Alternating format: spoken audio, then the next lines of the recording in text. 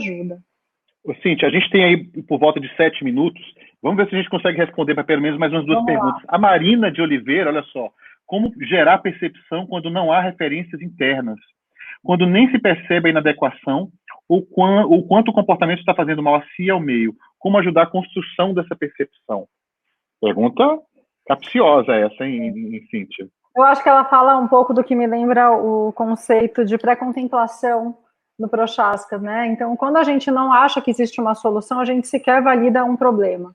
Aquela velha história do exemplo do tabagista que diz, mas o meu avô morreu com 90 anos fumando e ele era, e nem foi de problemas respiratórios ou cardiológicos, né? Então, quando a gente vive uma situação no qual a gente não se enxerga capaz de modificar, a gente tende a banalizar a situação. E com essa negação, é difícil da gente brigar, porque quanto mais você fala com alguém que está negando, trazendo dados de realidade, mais barreira você cria para aquela pessoa, porque maior fica o problema e maior a distância de encontrar uma solução. Então, talvez compreender que cada pessoa tem uma visão que se limita à sua capacidade de alcance, que isso diz sobre as limitações ou as expectativas dela, e não sobre uma verdade absoluta ou sobre o que você pensa, talvez ajude. Né? Dar ao outro o direito de existir daquele jeito e com aquela opinião, tanto quanto você tem também. Não sei se faz sentido, Fábio, para você.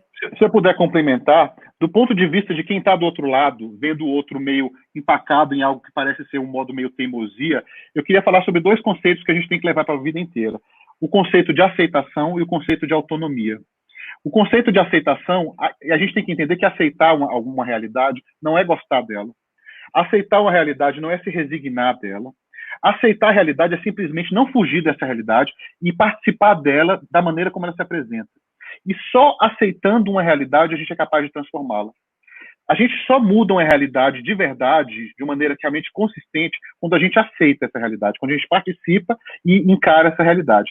E quando a gente participa de uma realidade, a gente muitas vezes tem que se deparar com a ideia de que o outro é o outro e ele tem autonomia para fazer escolhas, por mais que muitas vezes essas escolhas nos doam. E muitas vezes o nosso processo vai ser de a gente aceitar a escolha do outro. E muitas vezes, talvez, ficar meio fazendo figa e atento, com um certo grau de consciência, esperando uma brechinha para fazer uma pequena pergunta. Não é dar uma lição de moral, não é dizer o que o outro está fazendo, é esperar que esse outro que está no modo teimosia venha para você no modo mais frágil e você não venha naquele modo vingativo.